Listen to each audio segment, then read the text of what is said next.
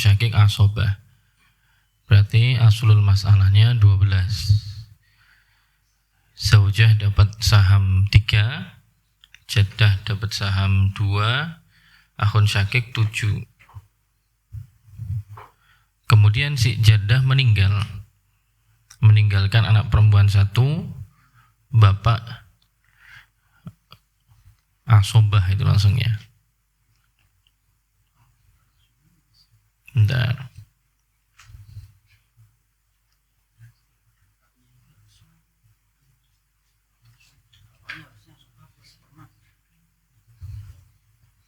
Iya.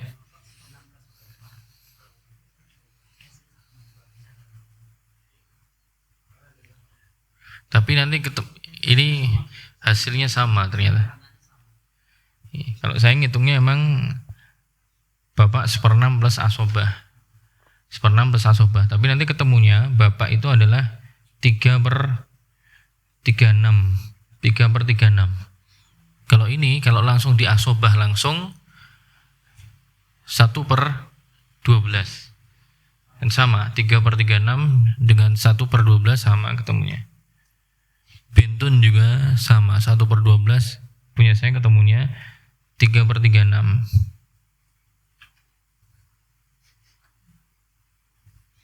Cuman untuk kasus akhun syakik dihitung 7/12, punya saya 21/36. Ketemunya sama juga, 21/36 disederhanakan jadi 7/12 sama. Iya berarti endingnya sama ketemunya, antara bapak langsung diasobahkan, asobah total, ataupun juga secara kaidah dasar bahwa bapaknya mayit kalau ada anak perempuan maka tidak langsung asobah, tapi 1/6 plus asobah. Karena kalau 1/6 plus asobah, aslul masalahnya jadi bukan 2 tapi 6.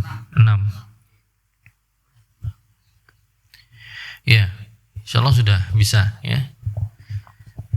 Oke, masyaallah, barakallahu fiik.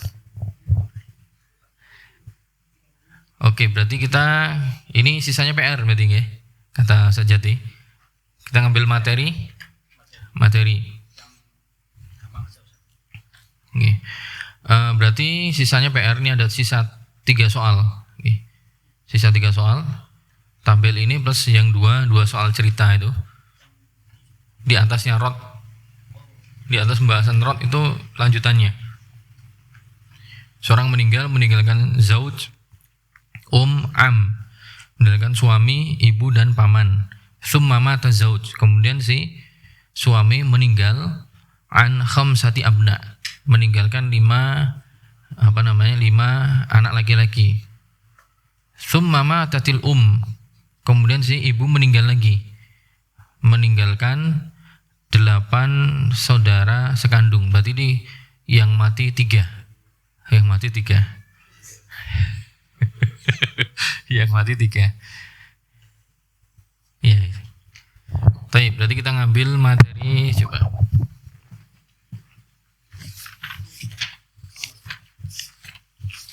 Aul tadi ya yang kelompatan. Baik.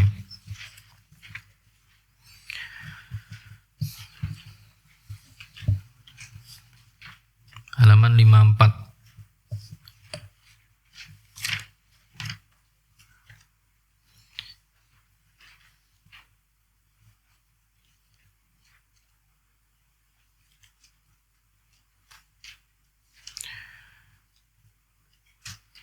Al-aul tanqasimu masailul mirasi ila salati aqsam. Permasalahan dalam waris terbagi menjadi 3 bagian. Tanqasimu masailul miras ila salasati aqsamin. Pembahasan atau masalah miras itu terbagi menjadi 3 bagian. Pertama, mas'alatun adilatun. Mas'alatun adilah. Itu masalah normal yang terbagi habis. Wa hiya allati tasawat fiha sihamu ma'a aslil mas'alah. Masalah adilah adalah hiya allati tasawat fiha as-sihamu ma'a aslil mas'alah. Dia adalah permasalahan di mana tasawat fiha siham, di mana antara jumlah saham dengan aslul masalah itu sama. Antara saham dengan aslul masalah jumlahnya sama. Makanya namanya masalah adilah. Seperti jangan lihat seorang meninggalkan suami, kemudian saudari sekandung. Suami dapat jatah setengah, saudari sekandung dapat jatah setengah. Aslul masalah dari dua, masalahnya dibagi sahamnya satu-satu. Nah, ini masalah adilah alias jumlah keseluruhan saham sama dengan aslul masalah. Ini gampang. Yang kedua, mas'alatun naqisah, permasalahan yang kurang atau raddiyah, itu permasalahan yang nanti dikembalikan, pembahasan rad ya, pembahasan rad. Wa hiya allati naqasat fiha sihamu an aslil masalah, yaitu permasalahan di mana naqasat fiha siham, di mana sahamnya jumlahnya kurang an aslil masalah dibandingkan dengan aslul masalah. Jadi sahamnya lebih kecil daripada aslul masalah. Contohnya, seorang meninggalkan istri, meninggalkan saudara seibu. Istri 1/4, saudara seibu 1/6. Aslul masalahnya 12. 12 bagi 4 ketemu sahamnya istri 3. Sahamnya saudara seibu 2. Di total 2 tambah 3 cuman 5. Sedangkan aslul masalah 12. Maka ini masalah rad ya, alias ya udah hartanya dibagi mereka berdua aja. Ya. Jadi masing-masing saham, kemudian per penyebutnya adalah jumlah dari dua saham itu. Jadi istri jadi nanti dapatnya 3/5. Akhun li jadi 2/5 gitu. Jadi masalahnya semua dibagi 5 totalnya. Ya, nggak perlu dibagi 12, langsung jadi dibagi 5. Jadi istri 3/5, saudara seibu 2/5. Itu masalah rad ya. Nah, kemudian yang ketiga, mas'alatun a'ilatun, masalah yang meninggi. Ya, masalah yang meninggi. Apa itu? Hiyallati zadat fiha siham an aslil masalah. Yaitu masalah di mana jumlah keseluruhan saham melebihi aslul masalah. Hiyallati zadat fiha siham, dia adalah masalah di mana saham di dalamnya itu melebihi dari aslul masalah, dari jumlah asal masalahnya berapa. Contoh, seorang meninggalkan ibu, meninggalkan saudara seibu 2, meninggalkan saudari sekandung 2. Ibu dapat 1/6 karena ada sekelompok saudari atau saudara. Kemudian saudara seibu 2 dapat 1/3. Kemudian saudari sekandung karena 2 orang dapat 2/3. Aslul masalahnya dari 6. 6 bagi 1/6, 1/6 dari 6, ibu dapat saham 1. Ya, kemudian saudara seibu 2 dapat 1/3, dapat saham 2. Saudari sekandungnya 2/3 dapat saham 4. 4 tambah 2, 6. 6 tambah 1, 7. Totalnya melebihi aslul masalahnya 6. Berarti aul. Taib. Ta'riful aul, definisi dari aul adalah, ya sama sebenarnya tadi sudah didefinisikan ya. Ziyadatu sihamil masalah an asliha, yaitu lebihnya jumlah saham dari permasalahan dari asal masalahnya. Alias intinya jumlah saham yang melebihi asul masalah gitu aja. Wa yu'athiru al-'aulu 'ala al-warasati haitsu yanqusu nasibu kulli warisin. Wa yu'athiru al-'aulu 'ala al-warasah. Aul ini memberikan pengaruh kepada ahli waris, memberikan dampak, memberikan pengaruh. Pengaruh dari sisi apa? Haitsu yanqusu nasibu kulli waris, karena mengurangi jatah dari ahli waris. Mengurangi jatah dari ahli waris. Sebelumnya kayak tadi misalnya, harusnya tadi ya dibagi 6 hartanya. 6 miliar harusnya bagi 6.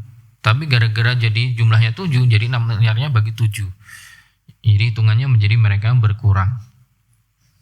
Kemudian aqsamu usulil masail bihasabil auli wa adamih. Ya, pembagian usul masail, pokok-pokok permasalahan ditinjau dari aul atau tidaknya, ditinjau dari adanya aul atau tidak.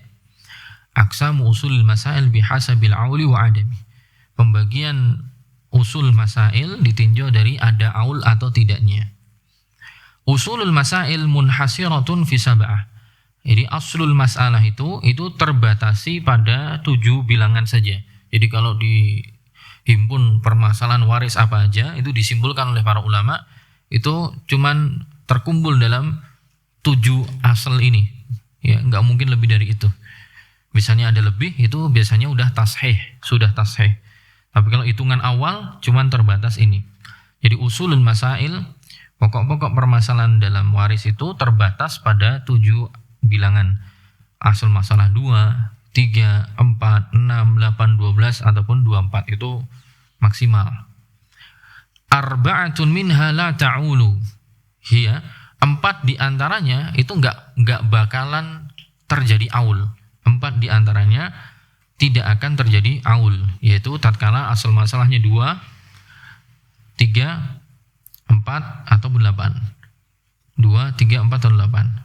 Wa thalathatun ta'ulu, dan 3 asal masalah yang akan didapati aul, yaitu 6, 12, 24. Contoh aul 6. Aul untuk asal masalah 6. Aul untuk asal masalah 6 itu ada di sini disebutkan ada 4 ya. 4 kemungkinan menjadi 7, 8, 9 dan 10. Menjadi 7, 8, 9 dan 10. Ini perlu saya baca enggak atau enggak perlu? Udah paham ini? Mudah ini. Nah, jenengan kerjaan soalnya aja atau enggak perlu kerjaan soal? Jadi PR.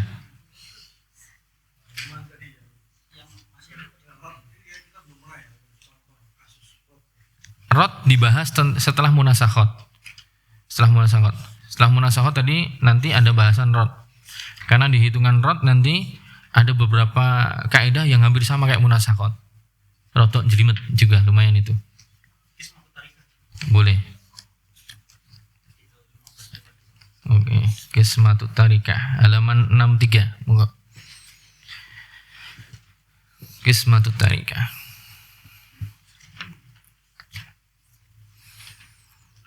Qismatut Tarikah, pembagian harta peninggalan ya. Sebenarnya di soal-soal yang pertama itu sudah langsung dibagi. Sudah praktek gitu, yang kuis yang pekan sebelumnya. Itu kan jenengan langsung bagi hasilnya berapa, terus ketemunya hartanya berapa. Tapi tidak apa, kita baca lagi. Kalau kemarin kan langsung praktek, ini teorinya belum kita baca. Nggih. Qismatut Tarikah, pembagian harta peninggalan. Ba'da ikhraji ma yata'allaku bit-tarikah minal huquqil muqaddamati 'alal irs. Ba'da ikhraji ma yata'allaku bit-tarikati minal huquqil muqaddamati 'alal irs. Setelah mengeluarkan sesuatu yang punya kaitannya dengan harta peninggalan, minal huquq, yaitu berupa hak-hak yang harus dikedepankan atas warisan, yaitu maksudnya ketika seorang meninggal menebus dulu hutang yang ada gadainya, kemudian pembiayaan pengurusan jenazah, kemudian hutang terkait dengan Allah yang kemarin kita bahas awal-awal. Itu setelah dikeluarin semua baru membahas tentang warisannya. Ba'da ikhraji ma yata'allaqu bit-tarikah, setelah dikeluarkan ya hal yang berkaitan dengan harta peninggalan, minal huquqil muqaddamah, dari hak-hak yang harus dikedepankan, alal irs, ya sebelum irs. Wa ba'da qismatil mas'alah, dan setelah kita selesai membagi permasalahan waris, wa bayani sahmi kulli waris, dan penjelasan tentang saham atau porsi pada setiap ahli waris, la budda min ma'rifati hissatih, maka wajib untuk mengetahui jatahnya minat tarikah dari harta peninggalan, allati tuqabilu sahmah, yang sepadan dengan bagian porsinya atau sahamnya. Saya ulangi. Wa ba'da qismatil mas'alah, dan juga jadi setelah disisihkan untuk hak-hak tadi, wasiat dan seterusnya. Kemudian setelahnya wa ba'da qismatil masalah, setelah pembagian masalah waris, wa bayani sahmi kulli waris, dan penjelasan saham atau porsi setiap ahli waris sahamnya berapa.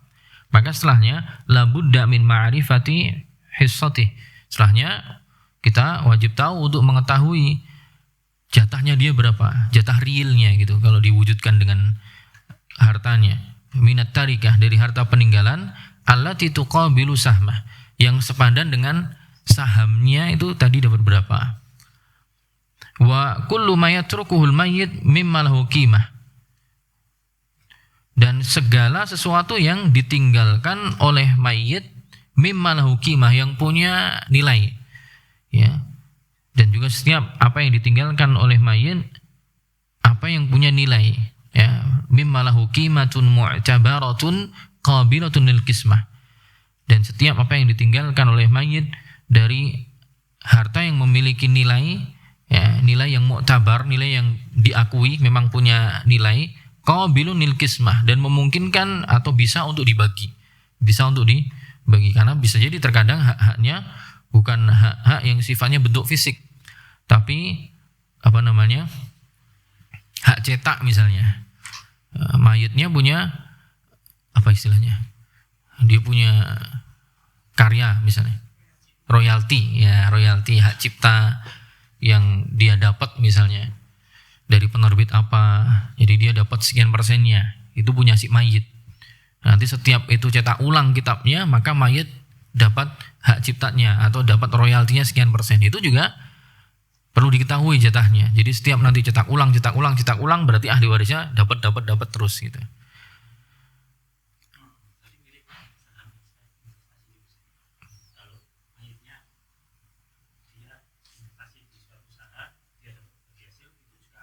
Iya, ya sahamnya masih nanti kan sahamnya jadi nanti disepakati oleh ahli warisnya, apakah kemudian sahamnya mau tetap dibiarkan. Kalau dibiarkan berarti nanti hasil tahunannya misalnya dividennya ya misalnya. Ya, itu setiap tahunnya misalnya dibagi dengan ahli warisnya dengan porsi tadi, masing-masing sahamnya berapa. Atau misalnya mereka sepakat mau dijual aja gitu. Ya, kalau dijual berarti jadi uang, ya nanti juga dibagi sesuai dengan jumlahnya. Tapi kalau mereka menyepakati untuk biarin aja, ini investasi tahunan keluar ada hasilnya, ya udah selagi itu jalan terus, maka nanti hasilnya mereka bagi gitu. Iya bisa, wakaf ahli, wakaf keluarga. Ya kalau wakaf keluarga kan nanti besarannya kan tergantung pesan dari si wakif. Ya, besarannya kan tergantung pesan dari si wakifnya dan sesuai dengan arahan dari wakifnya, siapa aja yang berhak untuk dapatkan. Bisa saja ahli waris yang lain nggak dapat, ya, karena statusnya itu kan wakaf bukan waris. Jadi ketika si wakifnya mengatakan ini wakaf ahli, tapi dikhususkan hasilnya, ri'nya itu khusus untuk anak-anaknya saja, berarti keluarga yang lain nggak dapat. Misalnya dia punya saudara, punya apa, karena statusnya itu wakaf, berbeda dengan warisan.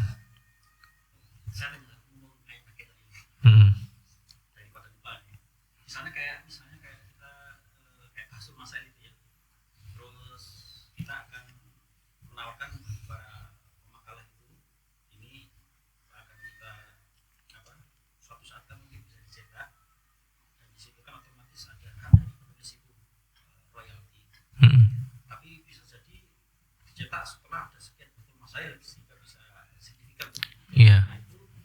Berarti nanti akadnya membuat akad, kalau misalnya dia mau diwakafkan, kan terserah ya apakah wakaf yang bebas atau wakaf yang nanti ada wakaf ahli. Iya. Kalaupun dia ingin wakaf ahli, berarti harus dijelaskan ketentuannya. Harus dijelaskan. Apakah ahlinya itu siapa gitu. Betul. Jadi royalti dari cetak kitab atau himpunan putusan fatwa dari Dewan Syariah Peduli Muslim, kalau nanti dicetak dan diperjualbelikan dan ada pemasukannya, penulis A dapat misalnya 25%-nya. Ya, sebelum meninggal atau dia berpesan, ini nanti kalau saya meninggal nih saya wakafkan dengan penghasilannya dari 25% yang saya dapat, 15%-nya untuk keluarga saya diarahkan secara khusus siapa? 10%-nya untuk wakaf secara umum misalnya. Berarti yang 15% itu berarti nanti untuk keluarganya yang ditunjuk oleh si wakif ini siapa aja yang berhak. Gitu. Okay. Kemudian imma haqiqatan au bitajzi'ah. Jadi harta mayit yang punya qimah, punya nilai yang bisa qabilun lil qismah, bisa dibagi imma haqiqatan bitajzi'ati tarikah ila ajza'in kal asman. Imma haqiqah yaitu baik secara nyata, jadi baik hartanya itu secara nyata bitajzi'ati tarikah, kemudian akhirnya bisa dibagi secara nyata ila ajza'in pada bagian-bagian tertentu kal asman, seperti al asman. Asman di sini ya mungkin maksudnya bisa diartikan emas, perak ataupun uang dan semisalnya, memang bisa dibagi secara real. Au bayani nasibi kulli warisin duna tajzi'ah, atau sebatas menjelaskan ya nasib, sebatas menjelaskan bagian untuk setiap ahli waris duna tajzi'ah, dengan tanpa membagi, karena memang bisa jadi nggak mungkin dibagi. Kal aqarat, seperti properti, ya, properti di sini dalam artian adalah rumah misalnya, atau gudang atau apa, ya, gudang, rumah, kos-kosan. Itu susah kalau misalnya istri dapat 1/8 rumah, maksudnya diketokan, ya, atau ibunya 1/6, nah biar bagi, tidak bisa. Tapi kalau yang model uang apa itu bisa dibagi, ya. Tapi ada juga yang mungkin belum bisa dibagi, tapi sebatas dijelaskan bagianmu pokoknya adalah sekian, duna tajzi'ah, dengan tanpa dibagi secara real. Kal aqarat, seperti kalau misalnya barangnya atau harta peninggalannya adalah properti misalnya. Tsumma lil waris al khiyar. Nah, kalau setelah itu kemudian si ahli waris punya opsi, punya pilihan. Imma an yabi'a hissatah, pilihannya adalah misalnya bagiannya rumah yang ditinggalkan oleh mayit cuma rumah aja, ya, istri dapat 1/8, anak 2 perempuan dapat 2/3. Kemudian misalnya nenek, ibunya mayit dapat 1/6, ya kan, 1/6, 2/3, ini 1/8. Tapi nggak mungkin tuh bisa dibagi, ya, kecuali memang harus dijual. Maka ketika yang penting sudah dijelaskan dari jatahnya berapa, summa lil waris, kemudian bagi ahli waris al khiyar, dia punya pilihan, punya opsi. Imma an yabi'a hissatah, entah pilihan dia menjual bagiannya, jatah 1/8-nya atau jatah 1/6-nya, li ghairihi, kepada pihak yang lain, terutama adalah kepada ahli waris yang lain, ya. Wa imma an yashtariya hissatah ghairihi, atau sebaliknya dia yang membeli jatah pihak yang lain. Udahlah, punyamu jatah 1/8, tak beli aja gitu. Au tuba'u lil ghair wa yuqassam thamanuha, atau seluruh properti tadi dijual aja kepada orang lain, kemudian baru dibagi uang, gitu. Baru dibagi uang.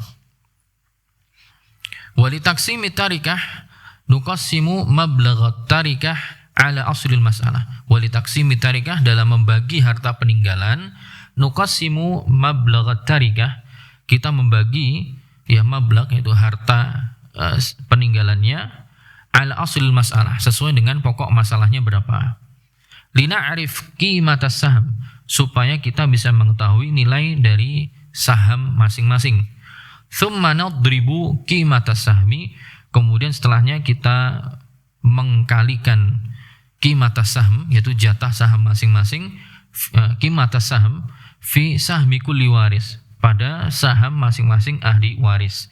Wal hasil nasibuhu, dan hasilnya itulah yang menjadi bagian dia. Langsung aja contohnya di sini. Seorang meninggalkan istri, anak perempuan 1, saudari seayah 1. Istri dapat 1/8 karena ada anak keturunan. Anak keturunan perempuan 1 orang setengah. Saudari seayah asobah. Asul masalah dari 8. Ya, istri sahamnya 1, anak perempuan sahamnya 4, saudari seayah 3. Mablaghut tarikah, misalnya uang peninggalannya adalah 800 dirham. 800 dirham. Ya udah, qimmatu saham, maka nilai sahamnya masing-masing adalah, ya, mana tadi? Nilai sahamnya total, ya, nilai saham total adalah berarti 800 dirham, 800 bagi 8 8 ini asul masalah 8. Berarti 800 bagi 8 ketemu 100 dirham. Ini satu sahamnya bernilai 100 dirham. Kalau istri punya satu saham, berarti dia jatahnya 100 dirham. Anak perempuan 4 saham, ya 4 kali 400, jadi ketemu 4 kali 100 ketemu 400 dirham. Dan sisanya demikian. Ya, seperti yang kemarin di kuis panjenengan sudah sudah menghitungnya praktek. Tapi ini tentunya setelah tahapan mengambil harta ini untuk kepentingan-kepentingan harus didahulukan dulu. Ya, hutang yang ada rohannya, kemudian juga hutang kaitannya dengan Allah, hutang kaitannya dengan sama manusia, kemudian sebelumnya juga pengurusan jenazahnya, kemudian kalau ada wasiat dikeluarkan semua, baru ngitung ini. Begitu.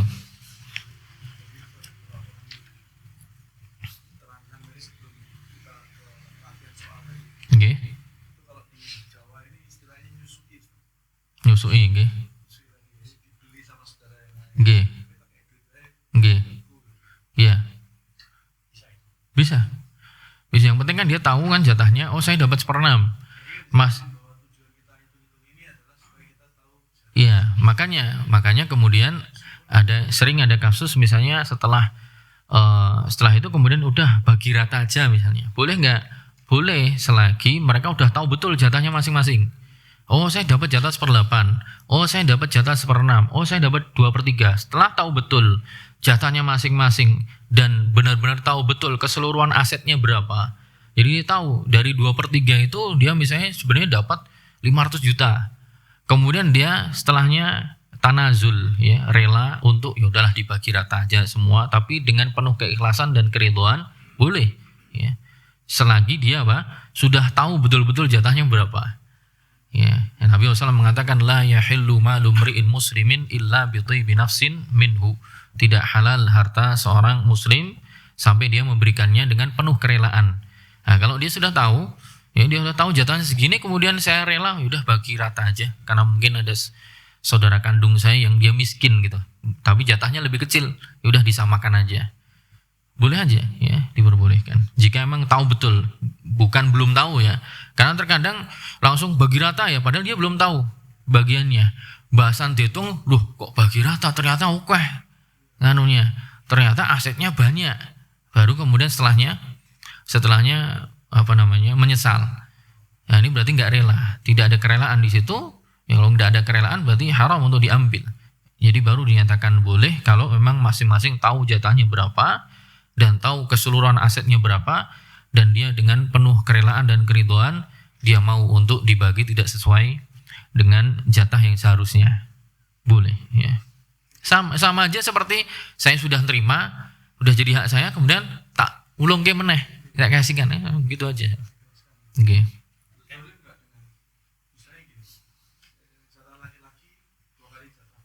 Oke. Oke.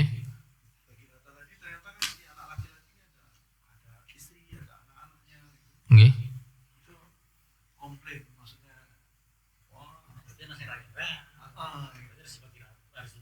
Yang komplain siapanya, Pak? Anak istri dari si suami yang dapat warisan dari keluarganya, oke? Bukan si suaminya. Bukan istrinya.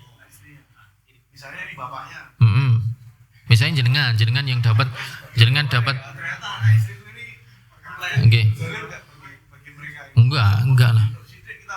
Enggak.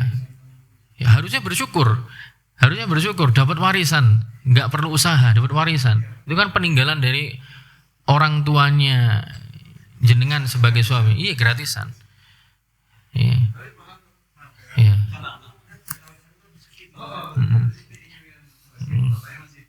Iya. Oke, monggo, Pak.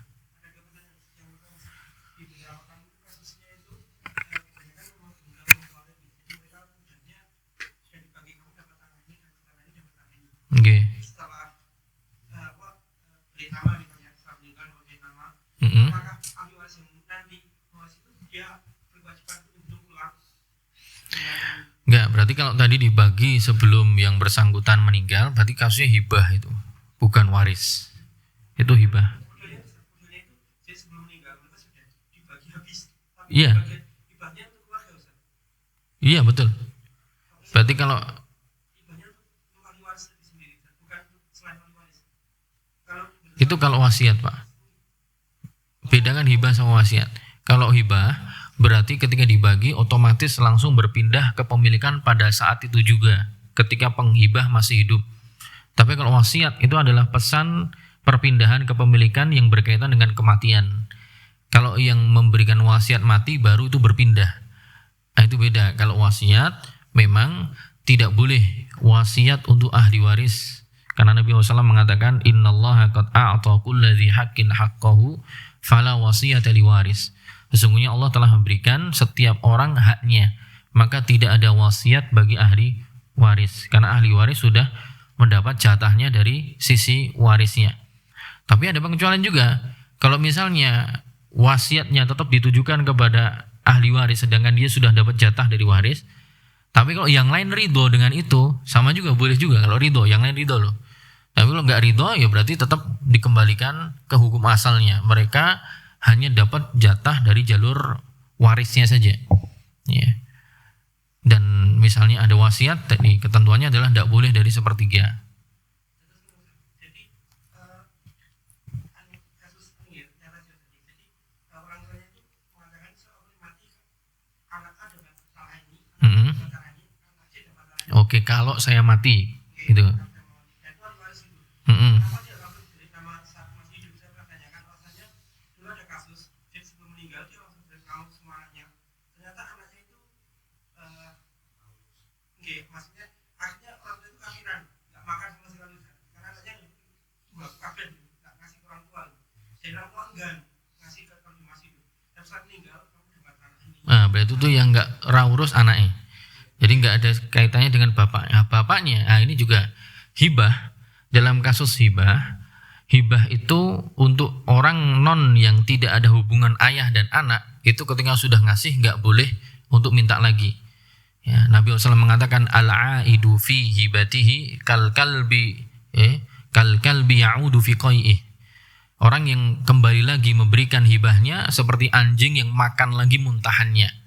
Itu untuk kasus orang sesama orang lain. Tapi untuk kasus orang tua yang berikan hibah kepada anaknya, itu boleh untuk minta ulang secara tujuan syariat ya. Sudah tak kasih, kamu gini. Nah, ternyata kemudian malah durhaka sama orang tuanya. Secara tujuan syar'i dia boleh diambil lagi, dikembalikan lagi, alias tak jaluk meneh ya tak nehke. Itu boleh. Mungkin nanti masalahnya di sisi legalitas negaranya ya sudah terlanjur di atas nama itu. Tapi secara tujuan syariat itu orang tua boleh minta ulang lagi, saya ambil lagi sesuatu yang sudah dihibahkan. Ya.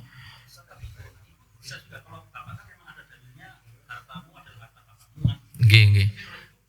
Nah, apakah ibu juga sama? Saya belum bisa memastikan. Tapi yang zahir secara nas dalilnya memang bapak gitu. Tapi apakah ibu bisa disamakan? Nah, saya belum bisa memastikan, nanti di pertemuan lanjutan saya cek ini. Nggih. Ini berarti kalau misalnya itu gampangannya dijual udah dibagi. Ya. Tapi kalau misalnya ini ada salah satu anggota keluarga yang mungkin sudah mati itu terus waris video yang manfaat itu ke orang tua, ya kayak berarti nyusui bisa ya? Bisa. Salah satu ahli waris kita anggone, terus kita hitung berapa harga jualnya. Iya. Nanti saya bayar soko. Iya. Bisa. Penentuan harga jualnya harus sama ahli waris. Iya, harus dengan kesepakatan semua. Yang kesepakatan yang mau disusui bagiannya siapa? Kan misalnya satu rumah ada berapa orang dapat bagian. Misalnya dalam satu rumah itu misalnya ada ibunya mayit dapat 1/6. Ada anaknya mayit 2 dapat 2/3. Ada istrinya mayit dapat berapa 1/8. Siapa yang mau nyusuin? Misalnya istrinya mayit mau nyusuin jatah ibunya mayit. Ibunya mayit kan dapat 1/6. Ya udah. Ini rumah ini kalau dijual tuh ditaksir itu harganya adalah 600 juta lah gitu. 600 juta. Nah, dari harga rumah ini 600 juta, berarti jatahnya ibu kan 1/6-nya 100 juta. Jatahnya 100 juta kan kalau dijual. Angsal mboten saya susui. Ya. Harga pasarannya harusnya sekisaran taksirannya 100 juta. Kalian jenengan dapat 1/6-nya. Iya. Kalau ada dua cara kan, appraisal ataukah appraisal berarti melalui pihak yang harus dihitung. Iya. Kalau misalnya menentukan harganya ini cuma hanya kesepakatan. Enggak apa-apa, enggak apa-apa. Asalkan ijma ya. Iya, asal iya. Asal sepakat antara siapa jatah siapa yang mau dibeli gitu. Iya.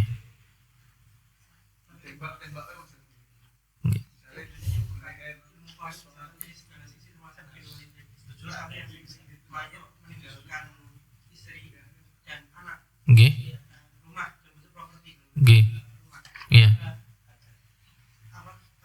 Jika anak masyarakat butuh dan psikolog tujuan sendiri juga mau dijual ada memori dan sebagainya, apakah kita tidak boleh menghalangi anak untuk menjual tanah itu karena masih ada yang tinggal? Memang itu termasuk digunakan yang kita boleh menghalangi anak menjual meskipun itu hak anak tersebut. Misalnya mayat meninggalkan anak laki satu dan istri satu. Iya. Hukumannya ya di situ. Nggih. Iya, pada dasarnya adalah ketika tadi kan kembali ke pembahasan awal bahwa waris itu adalah milkun ittirari, kepemilikan secara darurat, otomatis, bukan milkun ikhtiyari, bukan kepemilikan secara opsional.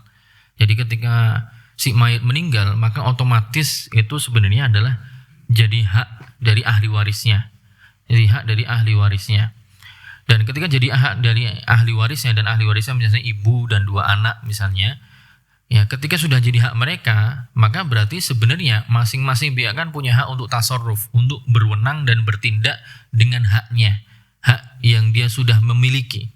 Qadarullah misalnya si anak-anak membutuhkan uang untuk buka usaha ataupun apa, dan nggak mungkin untuk punya uang kecuali harus diuangkan itu propertinya. Maka ya harusnya kalau ditinjau hanya dari sisi ini saja ya, bukan dari sisi perasaan ya. Harusnya ibu nggak boleh menghalangi, karena sebenarnya itu sudah hak masing-masing. Terlepas ada memori apa itu urusan lain. Memang itu walaupun nanti jadi pertimbangan untuk ya bakti pada orang tua dan sebagainya. Tapi nek dilihat wutuan secara tinjauan syariat boleh atau enggak ya, hitam putihnya, maka itu sebenarnya sudah masing-masing punya hak. Dan kalau hak tersebut tidak bisa terlaksana gara-gara pihak yang lain menghalangi, yang menghalangi itu yang berdosa. Ya, jadi harusnya ya, karena terutama kalau kebutuhannya memang mendesak ya, dia harus dijual karena memang sebenarnya sudah jadi hak masing-masing dan masing-masing tidak bisa menikmati haknya kecuali harus itu diuangkan. Ya. Berarti harus diwujudkan, tidak boleh untuk menghalangi. Ya.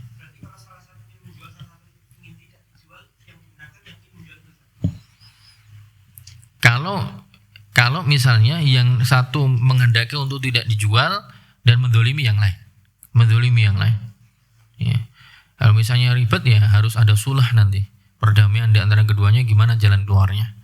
Kalau jadi harus ada jalan keluarnya. Yang melarang untuk menjual karena alasan memori, sedangkan yang satu butuh uang banget, ya solusimu apa ngelarang gitu?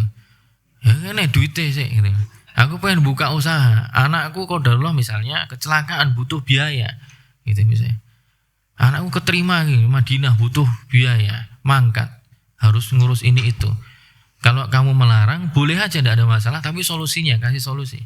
Tapi kalau nggak kasih solusi, berarti dia menghalangi hak orang lain gitu. Oke. Jadi berarti kita insyaallah di pertemuan yang akan datang mulai bahas masalah rod, ya, masuk masalah rod.